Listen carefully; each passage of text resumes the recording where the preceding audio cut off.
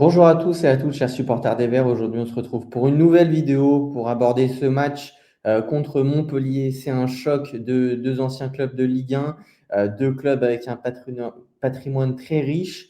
On est face à deux gros clubs vraiment du football français. Mais avant, on va revenir quand même sur cette défaite, la première défaite de l'AS Saint-Étienne. On les pensait invincibles. Finalement, ils ont perdu à Geoffroy Guichard. Avec le public malgré ça derrière eux. 33 000 personnes quand même qui ont vu cette défaite, 3 buts à 2 contre Guingamp. Guingamp qui n'a pas démérité, loin de là, notamment en première mi-temps. C'était eux les plus dangereux. Ils ont été réalistes également. Voilà. Qu'est-ce que tu as pensé de cette première défaite, toi, Laurent? Comment tu le vis? Est-ce que tu es inquiet pour la suite? Cette défaite, j'étais au stade, bien sûr, hein, de retour de mes vacances en Croatie. Et le début de match m'a fait un petit peu penser à ce début de match contre Reims, même si Reims avait été encore plus dominateur que Guingamp, mais les Verts n'y étaient pas. Ils étaient amorphes, ils ont été dominés au niveau de l'agressivité. Guingamp a vraiment fait son match et ils sont venus là sans complexe et ils sont rentrés dans les Verts comme il fallait. Ils ont imposé un défi physique auquel la SS n'a pas répondu. Les Verts se sont énervés de cette agressivité guingampaise. J'ai pas aimé le jeu de la SS. Il y en a quasi pas eu. J'ai pas aimé les attitudes, mais alors du tout. Une sorte, je sais pas, de suffisance et une sorte de complexe de supériorité où on n'avait pas le droit de leur rentrer dedans. Bah si, la Ligue 2, c'est ça. Alors le talent a fait la différence sur pas mal de matchs, mais là, du talent sur le terrain, on n'en a pas vu. Il a été étouffé par cette sorte de torpeur qu'avaient les Verts. Ils l'ont reconnu d'ailleurs à la fin du match. Orneland a déploré le manque d'envie de son équipe et Stassin aussi, en commentaire, a évoqué un manque d'envie. Donc les gars, si vous n'avez pas envie devant 33 000 supporters, c'est qu'il y a quand même un petit problème.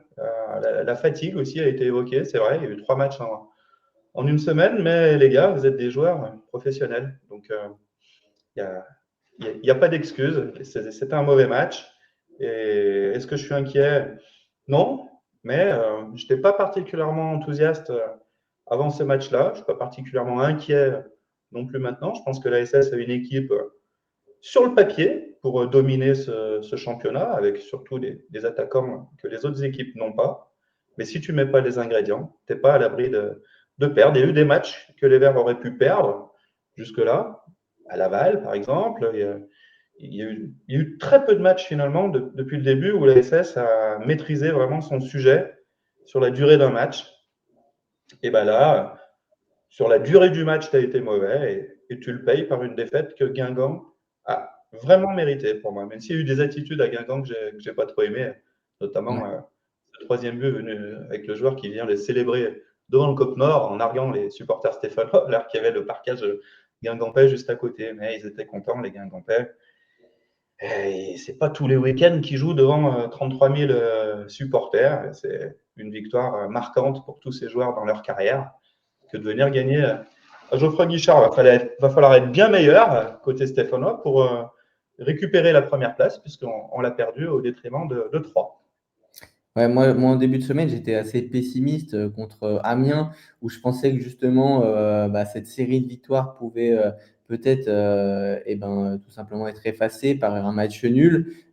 Finalement, ça a été victoire de l'AS Saint-Étienne. On n'a pas pu faire cette vidéo, Laurent, pour Guingamp, mais moi, je voyais aussi un match compliqué, même si c'était à Geoffroy Guichard. Je me souviens du match face à Grenoble, où même Saint-Étienne à Geoffroy Guichard, ça fait un partout, ça fait une prestation très mitigée. Je pensais que Guingamp, effectivement, allait rentrer dedans. Je ne pensais pas à une défaite, je pensais plutôt à un match nul, vu les avancées quand même.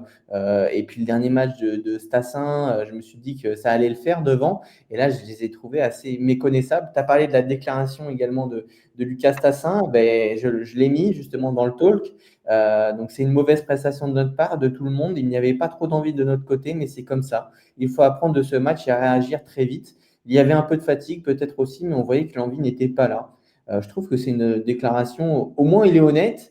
Par contre, ça laisse un petit peu perplexe sur les envies des joueurs, parce que finalement, ils se voyaient peut-être un peu trop beaux sur ce match. Et même en étant à 50%, j'avais l'impression qu'ils pensaient gagner quand même. C'est pas un peu se surestimer vu la saison quand même qu'ils ont produite en Ligue 1. Je rappelle que Lucas Tassin était là en Ligue 1, même si il a été une révélation de la Ligue 1, il a mis 12 buts. Mais c'est pas un peu se surestimer quand même? Ah, mais tout à fait. Je suis d'accord avec tout ce que tu as dit. Il y a de la suffisance là-dedans. Moi, l'envie n'était pas là. Non, mais les gars, enfin, je sais pas, Ouais. c'est leur métier quand même, hein, aussi. Ils sont payés pour gagner les matchs, pour assurer du spectacle. Enfin, l'envie n'était pas là. Comment ça, l'envie n'était pas là? Enfin, mais pourquoi? Pourquoi, quand tu joues dans un stade plein comme ça, je trouve ça, alors, hein, la fatigue. Allez, peut-être, hein, ils ne sont pas habitués à ce rythme, 3 matchs en une semaine. Ça avait joué le samedi de la semaine d'avant contre Reims. Là, pour le coup, l'envie, elle était là, hein. Il a fallu aller les chercher, les joueurs de Reims, hein. Ils ont quand même une belle équipe. Derrière, tu as le match d'Amiens qui arrivait très vite, où tu arrives à le gagner, bon, sans forcément être bon, mais en mettant ce qu'il fallait quand même pour le gagner, le Ouais. minimum syndical. Souvent, ça a été le minimum syndical. C'est passé à Clermont avec le minimum syndical. C'est passé Ah à bah oui. Boulogne avec le minimum syndical. Tu as raison, il y avait eu ce match contre Grenoble, un match nul à domicile contre Grenoble, qui est quand même dans les bas-fonds maintenant du championnat. Et maintenant, cette défaite avec des attitudes qui ne sont pas bonnes. Et ben, dans ce qu'il a dit, j'ai envie de retenir, il faut apprendre de ce match, réagir très vite. Ouais, il est lucide, il est juste dans Net. son analyse, mais il fait quand même partie des joueurs qui ont été décevants sur ce match, hein. J'espère qu'il s'est déçu lui-même, Stassin, et que quand il se regarde dans la glace, il se dit, c'est vrai, je suis un beau gosse, je suis un bon joueur, je marque des buts, je suis toujours à Saint-Etienne, mais j'espère qu'il se dit aussi, oh, il y a tout un peuple vert là derrière, et il faut les aider à remonter. L'envie, elle doit être là pour tous les mecs. Il y a Horneland qui a dit que la SS n'avait pas dégagé la même expression collective. C'est vrai, ça faisait mou le truc. Ça faisait Ouais. mou. Ça jouait à 2 à l'heure et tu sentais pas, à part quelques joueurs quand même. Bon, même si au milieu on a été dominé, ce qui n'était pas normal parce qu'on avait 3 milieux de terrain Ils en avaient deux. contre 2. Ouais. Et pourtant, on a pris l'eau. Enfin, en tout cas, on n'a pas été dominateur dans ce qui devrait être une de nos forces parce que Mouefek, Jabber, c'est quand même pour la Ligue 2, je trouve que c'est quand même vraiment bien avec Tardieu. J'ai trouvé Tardieu émoussé sur ce match. Il y a des choses à dire pour moi sur la gestion d'Orneland, notamment vis-à-vis de Tardieu. Voilà, il avait joué à Clermont il avait joué malade. Derrière, il enchaîne, il avait encore fait 2 autres matchs. Là, il y avait un petit peu plus de choix. Peut-être qu'il aurait fallu le faire souffler. Au milieu, on est court. De toute façon, on est court. Et l'absence d'Ekwa, ils ont établi l'effectif avec Ekwa. Mais ça fait quand même un joueur en moins. Peut-être que Bernauer viendra s'intercaler au milieu. Je le dis souvent dans les vidéos parce que c'est ce que je souhaite et je croise beaucoup de copains, des supporters, des observateurs, d'autres journalistes qui me disent qu'eux aussi, ils aimeraient voir Bernauer un petit peu plus haut. On serait peut-être plus solide avec Bernauer devant la défense plutôt que ce milieu-là avec Mouefek, Tardieu, Jabber. Mais pour ça, eh ben, il faudrait déjà que Bernauer soit pas suspendu. Il sera suspendu le C'est prochain ça. match. Et il faudrait que sur le côté, Ferreira, bon, là, il revenait de blessure. Mais pour l'instant, tu me parlais d'inquiétude tout à l'heure. Moi, je ne suis pas convaincu qu'on ait fait un mercato tip-top au niveau des joueurs qu'on ne connaissait pas. Lamba monte en puissance. Même si on a pris 3 buts, il me semble qu'il est plus souvent là à dégager des ballons chauds. Enfin, il est plus présent, plus en plus présent. Mais les deux latéraux, bah, excuse, mais pour l'instant, j'ai quand même des doutes, hein. Il y en a qui sourient quand je dis qu'il fallait garder Petro. Ben, je vais le redire. Je vais le redire. Pour l'instant, Petro, je ne vois pas en Hanan un joueur supérieur à l'instant T. Il a sans doute, évidemment, un plus gros potentiel. Mais excuse-moi, hein, il a failli marquer contre son camp. Avec le Ouais. ballon, c'est compliqué. Dans son positionnement, c'est pas toujours simple. Pour l'instant, c'est quand même pas une réussite. Et de l'autre côté, Ferreira, il a fait un bon match quand il est arrivé, mais depuis, c'est pas non plus, c'est pas tip top non plus. Donc voilà, au niveau des joueurs qu'on connaissait pas, c'est Jabber qui fait la meilleure impression. Lamba est en train de monter en puissance. Les deux latéraux, pour l'instant, pas très convaincants, à mon sens. Et Dufus, Ah bah ah ben, il alors a dit lui, ça. Alors lui, il a dit ça. Lui, il a droit qu'à des bouts de match, il rentre, enfin, je sais pas, à sa place, je commencerai à me poser des questions, et je m'en pose en tant que journaliste, à me dire pourquoi il joue si peu, alors qu'il avait montré de belles choses contre contre Rodez. Rodez. On s'est dit, vraiment un super coup de la data, on a été chercher un joueur hyper prometteur, et depuis, il a droit qu'à des petits bouts de match. Bon, Stassin est de retour, ok, mais Corneland, je l'avais questionné sur l'éventuelle polyvalence de Dufus, est-ce qu'il peut jouer sur un côté? Il m'avait dit oui.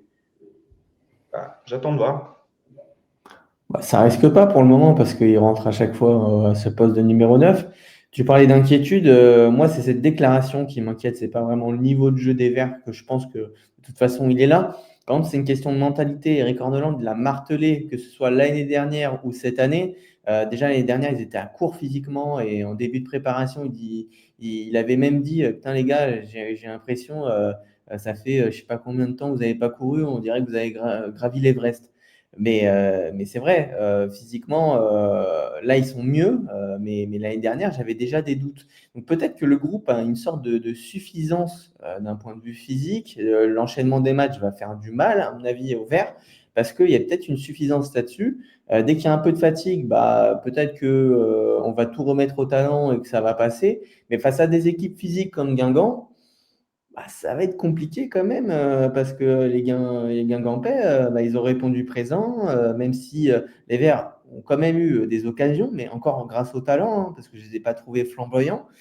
Et ben, ça fait 3-2 au final et un score qui est pas démérité pour Guingamp. Donc là-dessus, ça m'inquiète, surtout quand je vois que des cadres comme Lucas Tassin, parce que oui, aujourd'hui, Lucas Tassin est un cadre de l'AS Saint-Étienne, qu'on le veuille ou non, c'est quand même le meilleur buteur du club. C'est celui qui doit porter ton attaque aujourd'hui, même s'il a que 20 ans et qui se voyait déjà partir cet été, c'est clairement un cadre. Donc aujourd'hui, si un cadre te dit, bah écoute, là, j'avais pas trop envie de jouer, et puis en plus, je parle au nom du groupe, on n'avait pas trop envie de jouer ce Mhm. match-là devant 33 000 personnes. Tu m'excuseras, mais je trouve que pour les supporters, tu l'as un petit peu ici et que ça a du mal à passer. Mais bon, après, j'ai hâte de voir la réaction parce qu'on sait qu'il peut nous faire mentir et je le souhaite à tout le peuple vert parce que de toute façon, les supporters seront très contents que Lucas Tassin nous fasse mentir et je pense qu'il a le talent pour nous faire mentir. Maintenant, c'est vrai que s'il y met la mentalité en plus avec, ah bah, ça sera quand même un atout décisif, je pense, pour ce titre en Ligue 2 qui n'est loin d'être joué aujourd'hui et je pense que l'AS Saint-Etienne ne part pas comme une équipe invincible, une équipe insurmontable pour toutes les équipes de Ligue 2, surtout qu'on est qu'à la J8, hein, donc en plus de ça, les entraîneurs vont analyser le jeu des Verts, ils vont peut-être aussi avoir des blessés. Tu parlais d'un milieu de terrain qui était peut-être un peu trop juste. Niveau talent, effectivement, il y a du talent dans ce milieu de terrain, mais c'est vrai que s'il y a un ou deux blessés, on connaît, il y a Moefek qui est souvent blessé, Tardieu, il a quand même 33 ans, donc là, on l'a senti émoussé. Jabber, ça reste une nouvelle recrue, peut-être qu'il aura peut-être un coup de moins bien au bout d'un moment. Miladinovic, personne ne comptait sur lui l'année dernière, finalement, c'est une belle trouvaille cette année. Je trouve qu'il y a quand même beaucoup de si pour se dire que l'AS Saint-Etienne va être invincible cette année et va être injouable. Et on l'a vu, je pense, contre Guingamp, qui a des limites à cet effectif. Et je pense que c'est à Eric Ordeland bah, de remobiliser un petit peu tout ce groupe parce que ce genre de déclaration, c'est juste pas logique qu'elle sorte, surtout sur un match à Geoffroy Guichard à guichet fermé. Je trouve que c'est pas normal. Mais bon, on va passer au flop du match parce que du coup, il y en a eu pas mal, Laurent. Ouais. Donc, moi, je suis parti sur Davitashvili, Tassin, Bernauer, Hanan, Tardieu. Est-ce que tu vois d'autres flops dans ce match? Mention spéciale aussi à Maxime Bernauer qui a quand même écopé d'un carton rouge. Il aurait pu éviter. C'était très nerveux du côté stéphanois. Ouais, dommage, parce que lui, pour le coup, il était en train encore de faire un match tout à fait correct, Bernauer. C'est lui qui va gratter le ballon secouer un petit peu le cocotier sur le but du 1 partout. Mais bon, il n'a pas supporté que le Guingampais célèbre devant le COP Nord. Je peux le comprendre. Moi aussi, ça m'a agacé. Mais de là, voilà, l'Arseneur a fait ça mieux que lui, plus intelligemment, même si je ne doute pas de l'intelligence de Maxime Bernard. Mais sur ce coup-là, et ouais, sur ce coup-là, quand tu fais ça, tu sais que tu vas prendre rouge, que tu pénalises ton équipe sur la fin du match, que tu vas pas être là un match quand même important derrière à Montpellier. Donc, il a fauté, Bernard, vraiment. Hein, il doit s'en vouloir là, de son attitude. L'Arsenal a fait ça mieux. Il a montré au Guingampais que c'était pas bien. Il s'en est énervé, mais sans porter atteinte à l'intégrité physique d'un joueur breton. Oui, dans cette liste, j'aurais bien envie de rajouter l'Arsenal sur ce match-là, parce qu'il y a deux buts où il relâche le ballon et ça finit au fond de ses filets. Il a fait quelques arrêts, mais il n'a pas été impérial sur ce match-là. Après, je suis d'accord avec toi. David Ashvilis, ça a été lui pour moi le plus décevant. Ouais, décevant. Euh, Décevant jusqu'à sa sortie. Parce que quand il sort, il y a un partout, je crois. Et Ouais. il sort en marchant, en faisant la tête. Là, non, si tu veux rester plus longtemps sur le terrain, il va falloir être un petit peu meilleur, Zorico. Stassin, ouais, mais bon, on peut difficilement lui en vouloir parce que depuis qu'il est de retour, il est dans l'esprit, il claque des buts. Et Stassin, c'est un finisseur. Il est tributaire du reste de l'équipe. Il a eu un ou deux bons ballons. Il n'a pas été inspiré. Personne n'a été inspiré. Anan, j'en ai déjà parlé. Ici, il démarre bien son match avec une ouverture. Il l'a déjà fait. Là, c'était l'ouverture, je ne sais plus. Pour Boakai, c'était contre Reims. Il avait fait une belle ouverture. Et là, je crois que c'est pour Stassin. Oui, Stassin qui est repris par un défenseur parce qu'il tarde à armer sa frappe. Mais sinon, Anan, je trouve qu'il peine à convaincre. Et Tardieu qui m'a semblé émoussé, même s'il dépose le ballon pour la tête de Nadé. S'il y a deux joueurs à faire ressortir du côté des tops, des moins flops, en tout cas sur ce match, c'est Nadé, qui Ouais. marque encore, qui impulse quelque chose, qui gagne ses duels. Alors lui, pour le coup, on ne peut rien lui reprocher au niveau de l'état d'esprit. Et pareil pour Lamba. Tu prends 3 buts, mais pourtant, tes deux meilleurs joueurs sur ce match-là, c'est ta charnière. Il est Après, bon, malheureux. ben, j'ai fait que dans l'état d'esprit, ils sont là, mais physiquement, ils m'ont l'air un petit peu diminués. Quoi. Ils reviennent tous les deux de blessure. On a fait le tour. Ouais, on a fait à peu près le tour de Boakai. Ça fait un ou deux matchs que c'est un petit peu moins bien. C'est lui qui provoque le but, mais alors, il a eu un déchet sur ce match-là. Il enchaîne Mais les titularités. Ah bah si, moi je mets, si, je mets Orneland aussi. Hein. Ah, je mets ouais. Orneland dans mes flops du match, je mets Orneland parce que Cardona démarre pas, excuse, mais quand même. Sur les derniers matchs, Cardona, son entente avec Stassin, c'est quand même un gros plus dans cette équipe. Donc, pour moi, Cardona doit démarrer les matchs. Ouais. Oui, c'est vrai que Cardona part pas forcément sur un statut de titulaire. Après, Boaké, moi personnellement, je l'ai trouvé intéressant parce qu'il tente énormément de choses. Il peut aussi prendre de vitesse. À un moment, il fait une talonnade qui était intéressante. Ça fait une bonne occasion pour Saint-Etienne. Il amène le but. Il est quand même beaucoup plus décisif cette année. Certes, il a du déchet, mais un joueur qui tente en même temps, bah forcément, ça a du déchet. Donc moi, j'apprécie ça au lieu par exemple, David vidéo. Enfin, il a quasiment rien tenté. Il n'a pas été très très bon, David Ashvili. Donc je préfère largement Boaki sur ce match. C'est pour ça que je ne l'ai pas mis en flop. Juste pour prendre un petit peu la défense de l'Arseneur. Et pourtant, je ne suis pas un grand fan de l'Arseneur, mais je trouve que sur les arrêts qu'il a à faire, et même si c'est repoussé, il ne peut pas forcément mieux faire, notamment sur le troisième but, où là, clairement, il fait une claquette et malheureusement, ça réatterrit sur un Guingampais. Je trouve que l'arrêt, déjà, il est à faire, il est pas évident à faire, le premier. Donc, c'est aux défenseurs aussi d'avoir un peu plus d'assurance. Et après, pour le deuxième but, là, oui, peut-être que l'Arsenal redégage un peu trop sur le joueur Guingampais qui peut la reprendre de volée. Mais encore une fois, la finition du Guingampais sur le deuxième but, elle est magnifique, hein, elle est dure à avoir.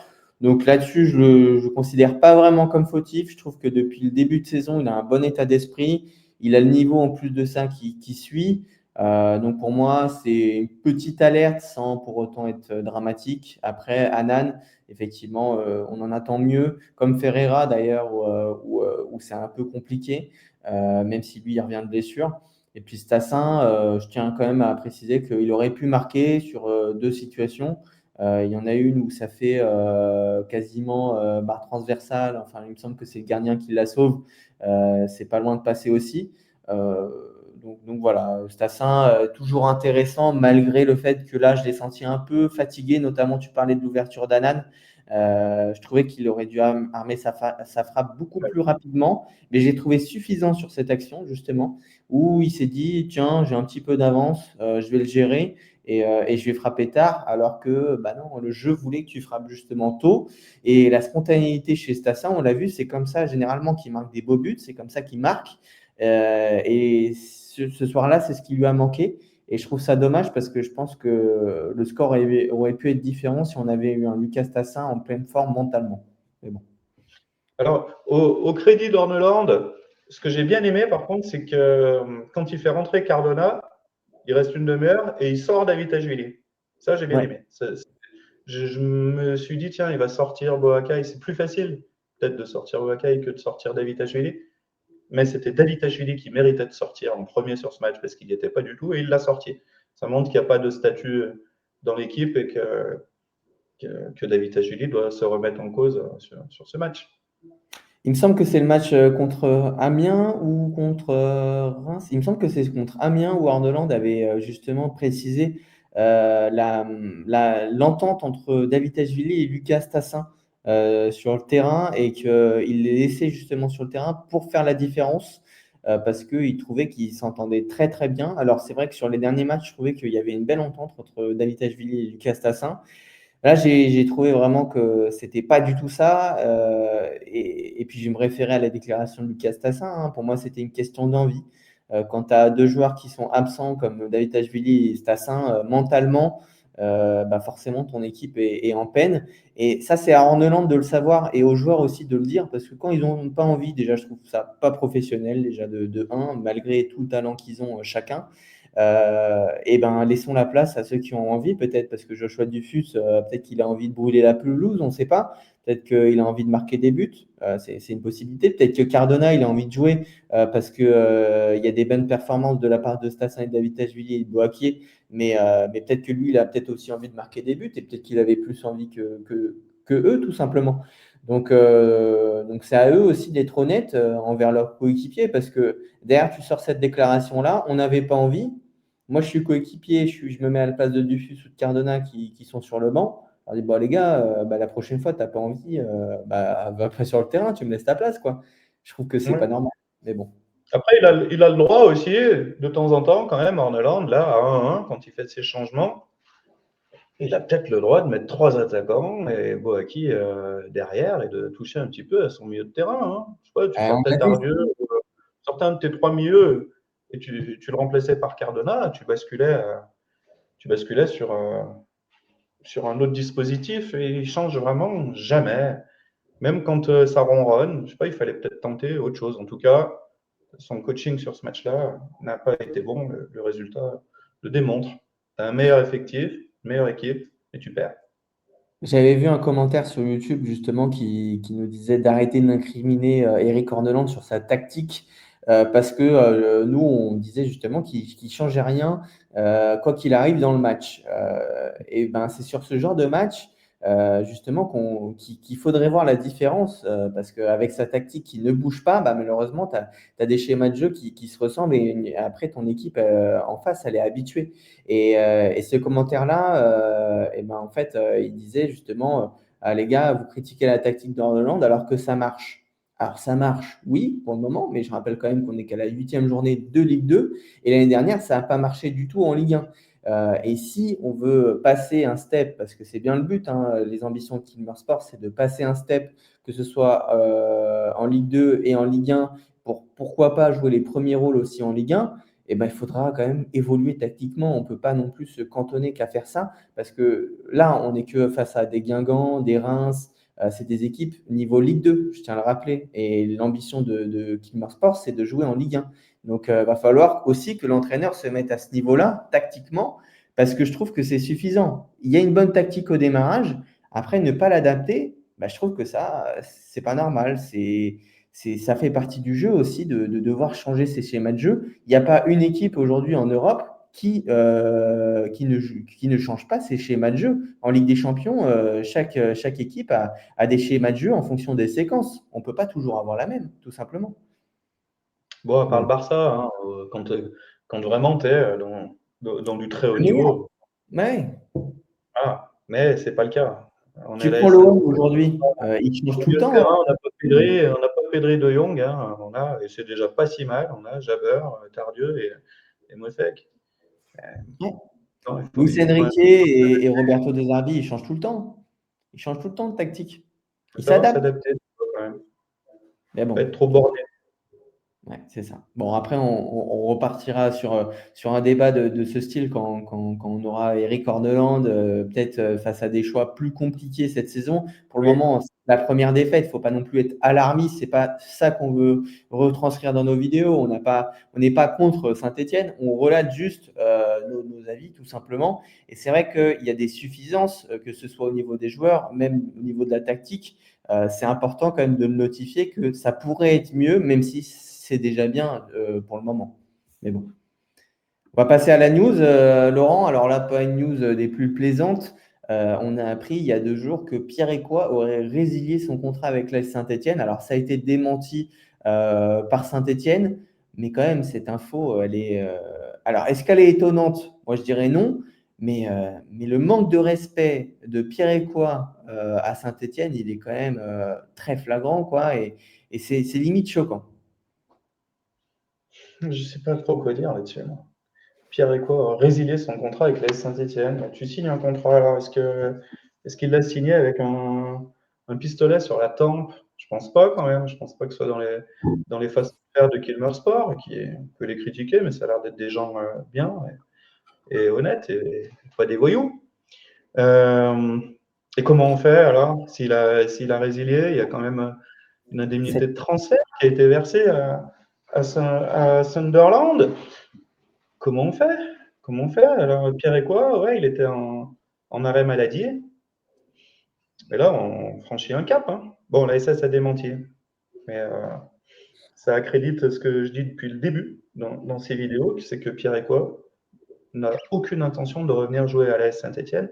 Et je l'ai dit, il s'en était ouvert dès le mois de juin à ses coéquipiers, à ses copains. Il leur a dit, les gars, moi, je ne reviendrai pas. Mais ce que je ne comprends pas, déjà, je ne comprenais pas pourquoi la SS allait dépenser 6 millions d'euros sur Pierre et quoi. Ce que je ne comprends pas, c'est pourquoi lui a signé. Pour dire après, je ne reviendrai pas, je ne veux pas. Je ne sais pas ce qui s'est passé. Le fin mot de l'histoire, franchement, je ne le connais pas, Ouais, je hein. pense alors attends Laurent, je pense qu'il a signé le premier prêt avec option d'achat. Une fois que tu as signé ce premier prêt, ton obligation d'achat, enfin ton option d'achat, en fait, le joueur, il ne peut pas la contredire. C'est-à-dire que tu as signé le premier contrat avec un prêt avec option d'achat. Si le club met l'argent pour avoir le joueur, eh ben, lui, il n'a pas le choix. Et je pense que c'est ça qui a été fait. Ouais, avec Maxime Bernauer. Il nous avait dit en conférence de presse, on l'avait dit en fin de saison dernière, est-ce que tu serais prêt à rester même en cas de descente en Ligue 2? Et il avait dit, ouais, mais de toute façon, c'est contractuel. On s'est déjà mis d'accord. Pour Pierre et quoi, je ne sais pas. De toute façon, il y a des clauses de tous les côtés dans ces contrats. S'il prend le risque de résilier, c'est que derrière, ça va se finir aux tribunaux et qu'il pense qu'il va pouvoir gagner devant les tribunaux. Donc, c'est le début du feuilleton. C'est une nouvelle étape dans le feuilleton. Voilà, c'est une guerre entre un joueur et un club qui est venu le chercher en Ligue 2, Ligue 2 anglaise. Il ne jouait pas à Sunderland. Il vient, il joue en Ligue 1. Le club descend avec lui qui est titulaire pratiquement à tous les matchs. le club lève l'option d'achat et lui snob le club, non. Non. Enfin, franchement, c'est 6 millions d'euros vraiment de foutus en l'air, hein, d'avoir misé sur Pierre-Écois. Ils doivent s'en mordre les doigts qu'ils meurent. Moi, quand on me dit ça a super bien travaillé, je suis désolé, mais ce dossier-là, si c'est ça, super bien travaillé, C'est la honte, hein, c'est sûr. il y a eu des choses très bien dans ce mercato, mais Pierre-Écois, c'est une catastrophe. 6 millions d'euros. Ouais, non, mais c'est la honte, hein, c'est le plus gros transfert avec Chico Lamba quand même, hein, et je parle même pas du salaire qui doit être plus élevé que celui de Chico Lamba. Par contre, moi, la mentalité du joueur, de là à résilier son contrat, alors on savait que ça allait être compliqué quand même pour un retour après tout ce qu'on a entendu dans la presse sur le fait qu'il veut absolument pas rejouer. Tu l'as dit, il a informé les coéquipiers, jamais je remettrai le maillot vert. À partir de ce moment-là, avec les supporters, bon, déjà, tu as brûlé ta carte, hein. Mais alors là, il aurait résilié son contrat. Ça va au-delà, je trouve, bah, de l'entente amiable. En fait, finalement, l'AS Saint-Étienne aurait pu le refourguer à un club. On parlait quand même cet été d'un intérêt de Levante pour un montant, une option d'achat entre 6,5 et 7 millions d'euros. Et Saint-Étienne aurait refusé ces approches. C'est quand même hallucinant. Là, tu parlais de travail tout à l'heure sur ce dossier. Mais alors, en plus, s'il y a eu des offres avec une plus-value qui ont été refusées pour qu'au final, le joueur résilie lui-même son contrat, alors bah là, moi, j'ai Là, les plus. langues, elles vont se délier, les langues, de toute façon. Il faut, L'agent hein. va bien parler un petit peu. Ou alors, ça va vraiment partir sur, sur un, un litige judiciaire, les prud'hommes. Et là, on aura peut-être une sorte de silence parce que les deux parties ne voudront pas dire ce qu'il en est vraiment. Mais c'est flou, hein, Pierre et quoi. C'est un joli gâchis, en tout cas. Non, mais c'est La, hallucinant. la photo est bien trouvée. Ah oui, oui, bah, il peut se gratter la tête parce que même pour lui, sa carrière, à mon avis, il va souvent se gratter la tête parce que pour rebondir, trouver un club déjà qui veut bien de lui sportivement, mais aussi il va y avoir l'aspect mental qui va rentrer en jeu parce que le joueur déjà il n'a pas joué depuis 3 mois. En plus de ça, il a résilié avec l'AS Saint-Étienne, on ne sait même pas les raisons. Le joueur n'avait pas envie de jouer, il se met en arrêt maladie. Mais quel message t'envoie à ton futur club? Le message que tu n'es pas sérieux, tout simplement. Parce qu'aujourd'hui, il n'y a pas eu de cause sur le fait que, allez, on va dire que je vais comparer l'affaire Adrien Rabiot et Pierre Écois. Mais on va dire qu'Adrien Rabiot, lui, il s'est battu dans le vestiaire. Donc, que ce soit lui ou le club, ils peuvent se dire, bon, bah voilà, il y a quelque chose, il y a un lien de causalité. Pierre Écois, on a zéro, mais zéro réponse. Donc aujourd'hui, Pierre Écois, s'il veut trouver un autre club, va bien falloir que la vérité sorte à un moment ou à un autre. Et là, j'ai peur qu'elle sorte jamais, hein. Peut-être que c'est une fin de carrière, tout simplement. Il joue plus au foot, il n'y a plus de contrat. Ça n'a pas de sens, tout ça. Ça n'a aucun Non, sens. ça n'a pas de sens. Enfin bon, on va passer au match, Laurent. Un match pour le moins intéressant. Je disais, c'est entre deux gros clubs de Ligue 1 initialement. Maintenant, ils sont en Ligue 2. Ils sont tous les deux descendus la même année. C'était l'année dernière. Montpellier qui remonte au classement. Ils viennent de gagner 1 but à 0. Et puis, du coup, Saint-Étienne qui se sont inclinés à Geoffroy Guichard 3 buts à 2. On va passer au duel de ce match. Avec deux buteurs, du coup Alexandre Mendy et Lucas Tassin. Alexandre Mendy qui a été buteur justement pour le dernier match de Montpellier. Il a 2 buts, une passe D. Lucas Tassin, c'est tout simplement, il me semble, le meilleur buteur de Ligue 2 avec 4 buts et une passe D. Comment tu vois ce duel, Laurent, après les déclarations notamment de Lucas Tassin face à un joueur en forme, Alexandre Mendy? Ouais, il s'y met, là, Alexandre Mendy, à l'image de son équipe. Ça va mieux. Montpellier relève la tête. C'était compliqué. Au début, ils ont changé quand même pas mal de joueurs, et aussi notamment offensivement. Et une victoire à Laval, hein. Là où nous, on a fait 3-3. Eux, ils ont gagné 1-0. Donc, ils ont l'air d'avoir gagné en solidité. Montpellier, ça me rappelle de bons souvenirs sur la saison dernière avec une victoire là-bas, avec la butte Payet qui met le feu aux tribunes, le match arrêté. C'est une équipe qu'on a battue 2 fois la saison dernière, la seule équipe qu'on a battue 2 fois avec Reims. Je pense que Reims, il y a, à mon avis, le plus gros concurrent, ça sera Reims. Ouais. Je sais pas, Palois derrière. On les a vus au milieu, ça va vite. Ils ont des buteurs qui commencent à s'y mettre. Là, Nakamura qui a repris, Salama qui marque des buts. Il me semble que Reims est notre adversaire, sera notre adversaire numéro 1 sur cette saison, mais Montpellier a des arguments aussi. Et on va être attendu à Montpellier. Ce sera pas un match simple. Alexandre Mendy, il s'y remet. Ça a été compliqué la saison dernière. Hein. Il était à Caen et il a marqué très peu de buts. Il y a eu cette descente de Caen, une saison catastrophique. Et Montpellier lui fait confiance et c'est quand même un buteur reconnu. Je pense que là, des joueurs en activité, c'est lui le meilleur buteur au niveau de la Ligue 2. Et derrière, ben, dans le duel, Lucas Tassin, qui, comme je disais tout à l'heure, est tributaire quand même, lui, du jeu de l'équipe. Les buts qu'il met, à chaque fois, il est là en renard pour la mettre au fond. Il a le sens du placement et c'est lui qui finit. Contre Reims, il marque de loin. Pardon, Contre Reims, il marque de loin. contre Reims, il marque de loin, mais c'est quand même assez rare chez lui. C'est plus un joueur de surface. Et tu parlais de la connexion avec David Tachvili. Ben, moi, je la trouve pas bonne. Hein. Pour moi, il y a une bonne connexion entre Stassin et Cardona, mais toujours pas entre Stassin et David Tachvili. Même si, ben justement, ce match à Montpellier, il me semble que l'année dernière, ça avait été ces deux joueurs-là que ça avait plutôt bien fonctionné entre deux, entre Stassin et Cardona. Je t'avoue que non, il me semble que c'était Stassin et David Tachvili, mais c'est quand même pas une relation évidente. Hein. La saison dernière notamment, je pense que Stassin aurait pu finir avec plus de buts si David Tachvili lui avait lâché un petit peu plus souvent le ballon. Ouais. C'est deux joueurs qui seront importants dans ce match-là, ça c'est sûr. Mendy et Stassin.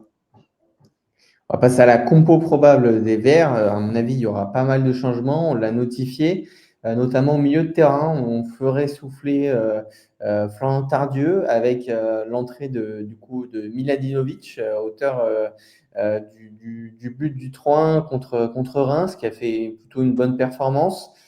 Jaber Mouefek au milieu de terrain. Boakier, du coup, qui remplacerait David Tachvili à gauche, parce que bah, pour le moment, David Tachvili, ça a été un peu plus compliqué, je trouve, depuis sa reprise, depuis sa petite blessure avec la Géorgie. Stassin Cardona enfin titulaire, on va dire, à droite. Et Ferreira Hanan, du coup, sur les côtés, parce que effectivement, Maxime Bernauer suspendu. Qu'est-ce que tu penses de cette composition probable, Laurent? Est-ce qu'elle te semble crédible? Et est-ce que tu penses que ça sera cette compo-là que va aligner Eric Orneland?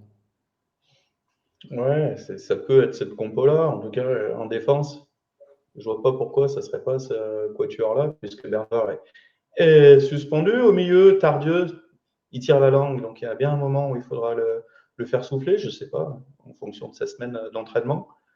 Mais je pense que Jabber et Mouefek, quand ils sont aptes à jouer, même s'ils sont à 60-70%, ils sont titulaires d'office, et que ça va jouer entre Miladinovic et Tardieu pour la troisième place au milieu. Et en attaque, ouais, Stassin et Cardona. Enfin, Cardona, quand même, ça fait 2 matchs de suite qu'il est sur le banc. Je pense que là, il va le mettre d'entrée. Stassin, je pense qu'il va démarrer tous les matchs et ça va jouer entre Boakai et David Tachvili pour la dernière place de titulaire.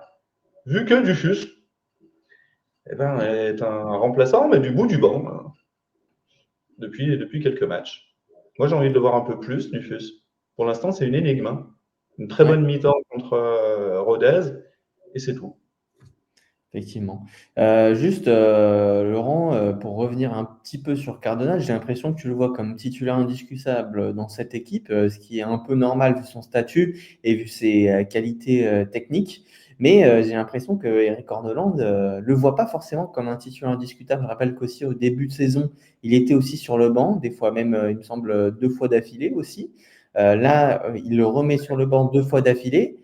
Pour toi, est-ce qu'il y a un problème avec Cardona? Est-ce que à l'entraînement, il donne peut-être pas assez par rapport à Boaké, ou est-ce que voilà, il préfère la polyvalence d'un Boaké qui peut peut-être être plus remuant? Je sais pas, c'est assez spécial finalement sa gestion avec Cardona. Ouais, c'est un choix, mais je m'en étonne, moi, quand même, parce que dans cette équipe, pour moi, Cardona, il est titulaire tous les jours. Enfin, quand même, en attaque, Stassin, Cardona, et après, tu vois, David Ashvili, normalement, mais c'est pas trop ça. Et Wauquiez est en forme, donc Wauquiez. Mais Cardona, enfin, Cardona, s'il démarre tous les matchs, il va bien claquer sa dizaine, sa douzaine de buts dans une saison. Et il a cette complémentarité avec Stassin, il va le rendre meilleur. On l'a vu, il a déjà donné deux buts depuis que Stassin est revenu. Ouais, j'ai du mal à comprendre la gestion de Cardona. Je ne sais pas d'où ça vient. Peut-être qu'il a envie de garder une cartouche offensive sur son banc. Ouais, très bien, mais ça fait quand même beaucoup de matchs. Ça fait 4 matchs sur 8. On en a 8 journées. Il a démarré un Ouais, match sur 2. Cardona, c'est étonnant. Je ne pensais pas que ça serait le cas. Pour moi, c'est un titulaire à part entière. Tu as raison. Pour l'instant, les chiffres sont là. Dans l'esprit d'Orneland, Cardona n'est pas un titulaire à part entière. Je ne sais c'est pas d'où ça étonnant. vient. C'est étonnant C'est parce que étonnant. tu parlais de Dufus également, tu pensais que ça allait être un remplaçant à part entière. Bah, finalement, Dufus, certains le voyaient même comme le digne successeur de Lucas Tassin. Certains pouvaient même le vendre Lucas Tassin pour faire jouer Dufus, hein. Moi, j'en faisais un petit peu partie parce que je trouvais que garder un joueur contre son gré, ça n'avait pas forcément d'utilité, sachant que Joshua Dufus eh ben, faisait des bonnes prestations. Enfin, il avait fait une très grosse prestation contre Rodez, et puis derrière, il y avait aussi le jeune N'Guessan, hein, qui est porté disparu aussi. Donc voilà, donc Dufus, c'est aussi étonnant le fait qu'ils ne prennent que des miettes, hein. C'est même pas des vraies entrées en jeu, hein. C'est des miettes qu'ils jouent, hein. Mm. Ouais, bah, moi aussi, Stassin, avec des offres très élevées comme ça, quand tu as Dufus, quand tu as N'Guessan, je me disais, s'il part, ben, ça permettra à Dufus. Et le peu qu'on avait vu de Dufus était prometteur. Alors bien sûr, c'est très bien d'avoir gardé Lucas Tassin, ça valide tes ambitions. Tu es plus fort offensivement avec lui, mais il y a des choses à dire sur cette gestion offensive. Pour l'instant, Stassin fait un bon début de saison par rapport au faible temps de jeu qu'il a, vu qu'il a repris plus tard. Il en est déjà à 4 buts. Cardona, début de saison on va qualifier de moyen. Il a surtout fait des passes D. Deux, Et il me semble. deux passes D. Ouais, Et un seul but. deux passes D. Deux. Et il a marqué un but. Ouais, un Il seul. en a marqué deux. 2-2. Ok. Ouais. Boakai, c'est lui la bonne surprise. Après Benoît, les compteurs toujours à zéro. Dufus, qu'on voit très peu. Et Nguessan, on va voir quand il va revenir de la Coupe du Monde du 20. Je sais pas, ça va être chaud pour lui faire une place. Pour ça qu'on se Ben, moi, disait, j'ai l'impression qu'ils ont complètement snobé N'Guessan, hein. ah, c'est pas logique. Si c'est ça, c'est pas logique. J'ose espérer que non, parce que quand tu arrives dans un club, tu regardes un petit peu les pépites que tu as. Et je suis désolé, normalement, tes deux pépites du moment, vu qu'à Mougou, tu l'as déjà transféré, les joueurs que tu dois blinder et miser sur eux, c'est Aymar et N'Guessan. Pour l'instant, ni l'un ni l'autre n'a prolongé. Ça, c'est Ouais. quelque chose qui me chagrine. Et en plus, tu avais une offre de 7,5 millions du Paris FC pour N'Guessan, il me semble. Donc, que tu as refusé, bien évidemment. Mais si c'est pour ne pas le faire jouer, ben, tu vas te retrouver avec un problème qui va ressembler à Pierre Ecois. C'est que ben, le joueur, finalement, il va finir son contrat avec l'AS Saint-Etienne. Il va partir pour 0 € tout simplement, comme Paul Aymar possiblement aussi. Et puis, bah, tu vas te retrouver sans pépite parce que tu n'auras pas donné de temps de jeu ni un contrat satisfaisant. Donc voilà, c'est quand même des situations où l'AS Saint-Etienne se met dans des situations périlleuses, j'ai envie de dire, notamment avec Pierre Ecois, où là, pour le coup, bah, fallait juste tourner la page, et puis voilà, il n'y avait pas besoin de se mettre dans une telle situation Il fallait peut-être demander aussi l'accord aux joueurs. Enfin, je pense que vu ce que fait Pierre-Emerick aujourd'hui, il fallait juste lui envoyer un SMS à 23h45, 15 minutes avant la fin du mercato. Tu veux venir ou pas à Saint-Etienne? Non, non, non, non, non, non. Bon, bah voilà, on passe à autre chose. Tout le monde est content. Donc, je pense que le problème est là. Et puis derrière, ça aurait fait directement de la place pour Aymar. Parce que l'argent que tu mets pas pour Pierre quoi, tu peux peut-être le mettre sur Aymar, tout simplement. Et puis après, derrière, bien sûr, tu lui donnes moins, mais tu lui donnes un contrat plus satisfaisant. Ça satisfait l'entourage du club, enfin du joueur.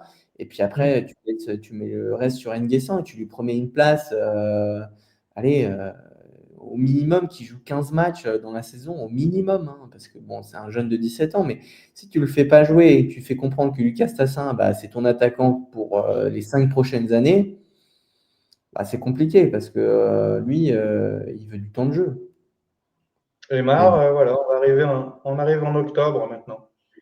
Il reste 2 mois hein, pour qu'il signe son contrat. Après, il sera majeur, en janvier, il sera majeur. Et lui a Ça envie de rester. Mais ça sent pas bon, Laurent. Ça sent pas bon. Moi, je ne Ça sent serais pas pas bon. étonné que Aymar, on apprenne. Bon, bah voilà, Aymar ne prolongera pas son contrat avec l'AS Saint-Etienne. Et je pense que c'est ce qui va se passer, personnellement, à moins d'un gros retournement de situation. On n'arrête pas de dire que lui, il veut rester, que son entourage veut qu'il parte, mais je pense que c'est aussi pour pas se mettre les supporters à dos, hein, que les rumeurs que lui, il veut rester, bah, ça permet aux supporters de temporiser aussi. Mais aujourd'hui, je pense qu'il y a peut-être 20% de chances que Aymar reste, sinon ça serait déjà signé. Pour un jeune, en plus, un contrat, normalement, ça doit facilement se faire. Mais bon. Il y a, la proposition de l'ASS est très basse par rapport à ce que lui Ouais. proposent des clubs comme l'Inter de Milan, comme Manchester United. Donc, ouais, lui, il a envie de jouer, mais son entourage, son papa notamment, se disent qu'il y a peut-être plus de perspectives d'avenir du côté de l'Inter ou de Manchester United. C'est la façon de voir les choses de l'entourage. Parce que en lui proposant si peu, son entourage considère que c'est pas une marque de confiance pour l'avenir. Après, au-delà Et du lui, sport.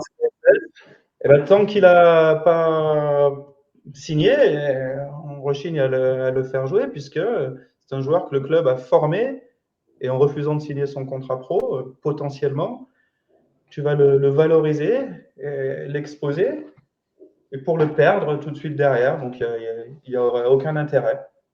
Donc c'est dommage d'en arriver là. Il faut vraiment qu'ils arrivent à trouver un accord. J'espère que la SS va faire une offre quand même un petit peu supérieure pour que le joueur signe.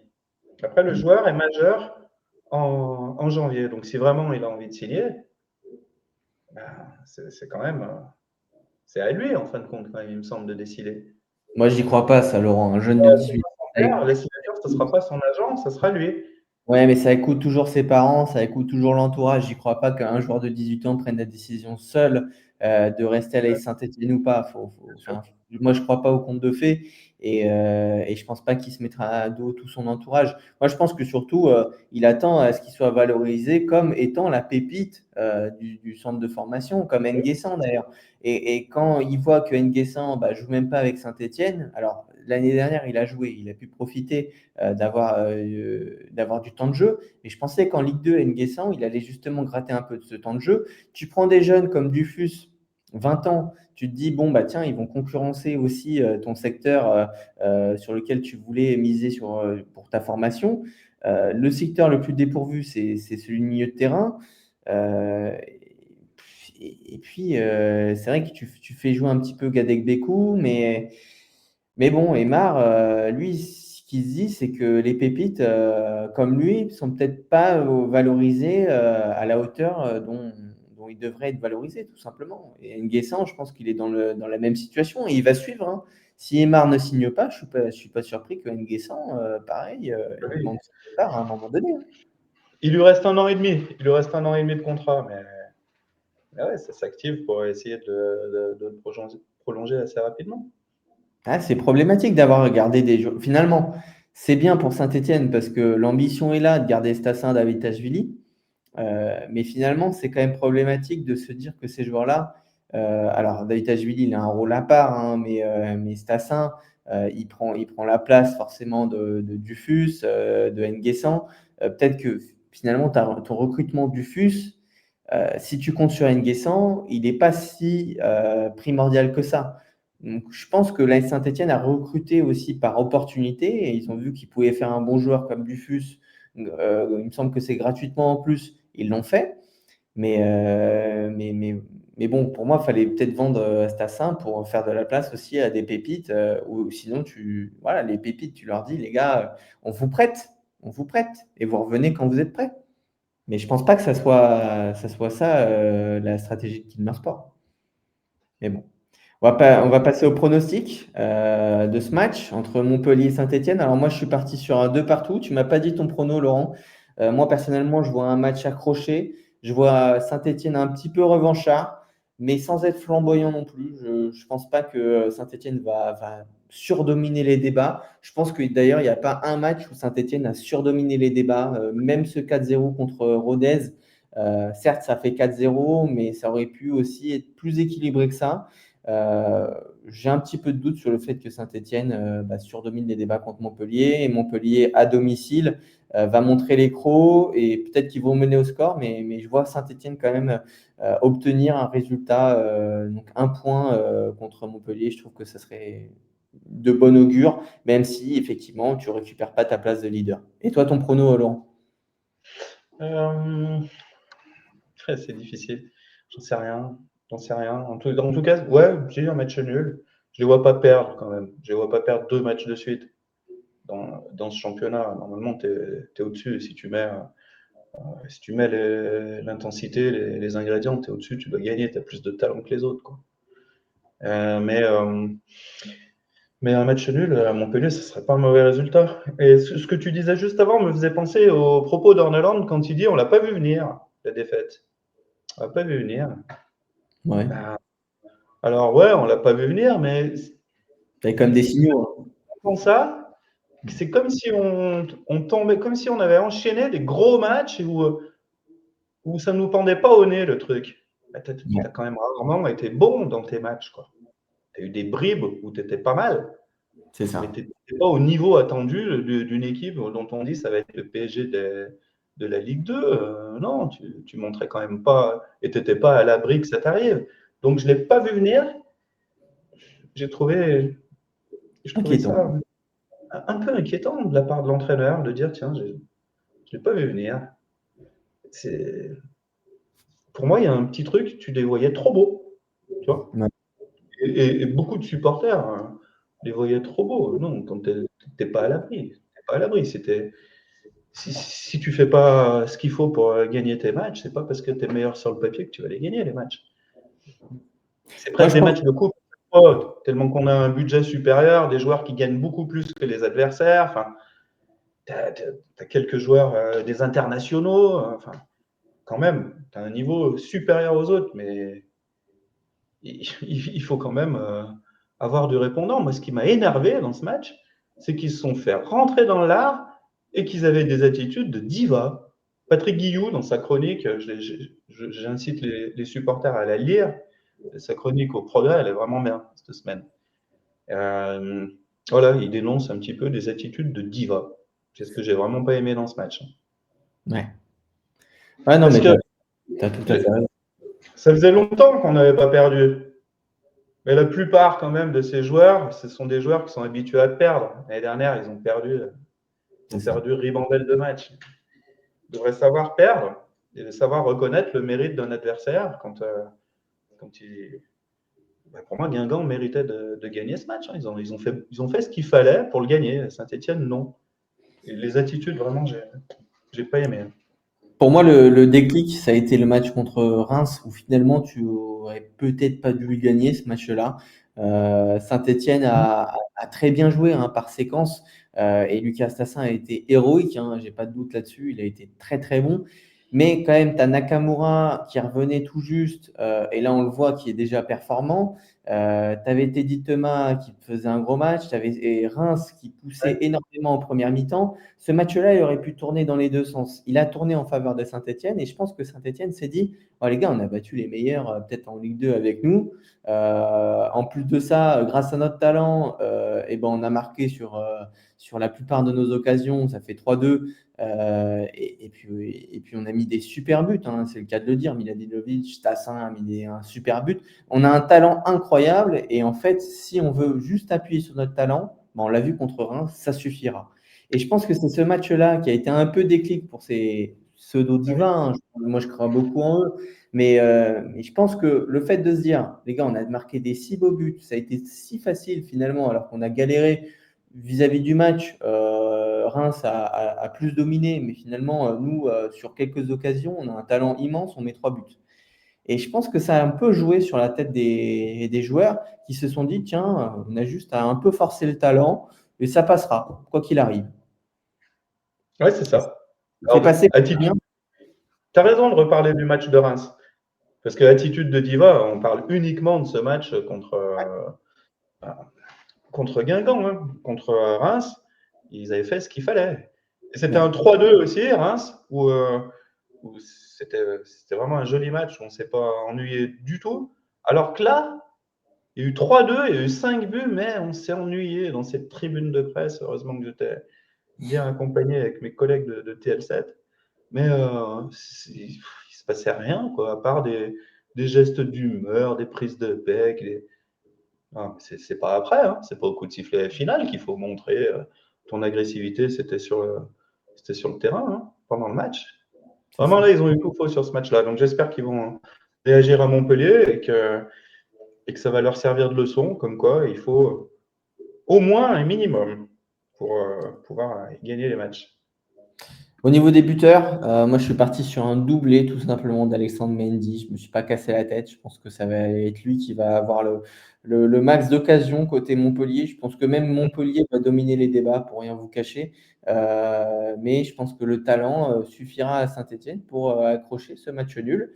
Donc voilà, doublé Alexandre Mendy. Je ne sais pas ce que tu en penses, Laurent. Ouais, il y a M beaucoup aussi. Aime beaucoup. Il est Nathanaël aime lancé beaucoup, qu'on a un vu peu pendant 6 mois à différent. Saint-Etienne. Ouais. Il ne fait pas trop parler de lui pour l'instant, hein. Il y a Non. Savanier qui revient. Ils ont quand même des atouts, hein, Ouais. Montpellier. Ils ont quand même des atouts. Mais ouais, leur buteur, c'est Mendy. Donc, c'est peut-être lui qui va marquer. Et côté Stéphanois, on n'a pas eu de pénalty encore cette saison. Non, c'est vrai. C'est vrai. Je me dis qu'il y en aura peut-être un. Je pense que c'est Stassin qui le tirerait. En prono buteur, bah, moi je suis parti sur Lucas Tassin et Cardona, qu'on met quasiment tout le temps parce que Cardona, on Oui. l'attend à un haut niveau quand même. Et à chaque fois, bah, finalement, il débute sur le banc. Donc, ça serait bien quand même que Cardona, effectivement, débute et puis bah, lance un petit peu son compteur but, même s'il a mis 2 buts dès le début de saison. Et ben, ça stagne quand même beaucoup, malgré qu'il ait moins de temps de jeu. Ouais, ça me va, les buteurs, Cardona, Stassin. Ouais. Et au niveau du classement, on va voir le petit classement avant de se quitter là. Donc, 3 est repassé premier. Saint-Étienne, du coup, deuxième. Pau suit et à égalité de points avec Saint-Étienne. Reims, quatrième avec 14 points. Le Red Star, qui va jouer d'ailleurs ce soir, est cinquième. Et Guingamp, sixième, qui revient bien, du coup, grâce à sa victoire contre Saint-Étienne. Est-ce que tu vois tous tes concurrents ici? Bien évidemment, il n'y a pas Montpellier pour le moment. Ils sont encore bas, mais s'ils gagnent contre Saint-Etienne, ils pourraient être dans ce top 6. Et est-ce que 3 est une vraie menace pour ce titre de Ligue 1? Ils ont l'air pas mal quand même, 3. Ouais. 6 victoires en 8 matchs. Et Pau, c'est un peu Dunkerque de la saison dernière. Je pense pas qu'ils vont tenir. Reims, de toute façon, je l'ai dit déjà plusieurs fois dans les vidéos, je le dis depuis le début, pour moi, l'adversaire, ça sera Reims. Et Montpellier, on verra un petit peu mieux où ils en sont, Montpellier, là, samedi. Mais Guingamp m'a fait quand même bonne impression, hein. S'ils renouvellent ce genre de match, Guingamp, ils seront peut-être Ouais. pas si loin. Ouais. Le Red Star, je pense pas que ça va tenir. Mais Reims Reims me paraît être l'équipe la plus équilibrée, la plus dangereuse. Et 3, Reims 3, Montpellier, pour moi, les concurrents. Ouais, bah, tu parlais de Reims. Moi, je pense que le déclic côté et le factor X côté rémois, c'est le retour de Nakamura, hein. C'est clairement un joueur d'un top niveau en Ligue 1. Et avec Teddy Thomas en plus de ça, qui est sur le terrain aussi, c'est quand même deux gros joueurs qui ont pas du tout le niveau Ligue 2. Ils sont plus proches du niveau haut de tableau Ligue 1. Donc, c'est vrai que si ces joueurs-là sont à 100% toute une saison, en plus Nakamura, il est bien revenu.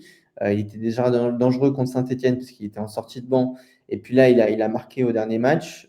Moi, personnellement, c'est vrai que Reims fait peur. Et je pense que Saint-Etienne a affronté Reims au bon moment aussi, hein. Parce qu'il y aurait le retour de Nakamura en plus du match qu'ils ont fait déjà contre Saint-Etienne. Attention, ça aurait pu faire un score bien différent, je pense. Parce qu'il y a Ouais, du je pense talent. qu'il y a vraiment de la puissance. Il y a Ouais. Palois maintenant qui a des matchs aussi, et il a repris contre Saint-Étienne. C'est une équipe qui m'a l'air de tenir la route. Après, Jawen, pas terrible, hein, le goal, hein. Il est très décrié par les supporters rémois. C'est pas évident pour lui. L'acclimatation est dure. D'ailleurs, même, il pourrait se faire, dans pas longtemps, voler sa place de titulaire par le deuxième gardien rémois parce que il fait des prestations vraiment peu convaincantes. S'il y a vraiment un bémol à ressortir du côté rémois pour le moment sur ce début de saison, c'est bien le gardien. Mais Ah, bon. moi, franchement, ce gardien-là, je le trouve vraiment très bon. Et puis là, Après, ils ont gagné 1-0, hein, c'est ça. Ils ont gagné 1-0 à Nancy, ils n'ont pas pris de but le dernier match. La défense avait énormément changé, hein. Ils ont démarré la saison avec Okumu et Palois qui se sont pétés. Il y a un joueur qui est arrivé, je ne me rappelle plus son nom, euh, un joueur qui a un nom à rallonge, qui est arrivé et qui est maintenant installé aux côtés de Palois. Sur les côtés, c'est pas mal. Ces deux joueurs qui ont joué la saison dernière en Ligue 1. Je pense que là, avec une défense un peu plus stable, ça va le faire quand même. Jawen, à chaque fois que les Verts ont joué contre lui, il a toujours été bon, hein. Que ce soit à Dunkerque, que ce soit. Enfin, on l'a vu très bon la saison dernière à Dunkerque, et il avait toujours été très bon contre les Verts avec Rodez. Donc bon, moi, je pense qu'ils ont une. Pour moi, c'est sur le papier, encore une fois, c'est sur le papier, c'est eux qui ont la meilleure équipe derrière Saint-Étienne. Ouais. Ouais, ouais, effectivement. Non, mais ils ont effectivement gagné 1-0. Après, moi, je prenais en référence aussi leur match 4-1 gagné contre Clermont. Mais c'est vrai que Jawen, pour le moment, c'est ce qui en ressort, en tout cas des supporters et moi. Il y a Ouais. clairement un doute sur le goal, même si, voilà, tu l'as dit, Laurent, il a fait une très bonne saison l'année dernière avec Dunkerque. Mais cette année, force est de constater qu'il est quand même bien en dessous de ses performances de l'année dernière. Donc à lui aussi de convaincre Reims parce que le deuxième gardien, il me semble qu'il Oliero, est. non? Je sais plus s'il est Ouais, encore Oliero. attends. Non, j'ai plus le nom du deuxième gardien, mais il me semble. Ouais. Bon, c'est pas très grave, mais c'est vrai que bah, il pourrait bientôt être remplaçant après avoir, parce que ça reste quand même un jeune gardien. Mais bon, on verra bien. Mhm. En tout cas, on va Ok, voir contre Montpellier. Et puis à la semaine prochaine, du coup, pour une nouvelle vidéo. Chers supporters des Verts, j'espère que cette vidéo vous a plu. Donc, laissez-nous vos commentaires, vos likes. Et puis à la semaine prochaine. Merci à tous. bye.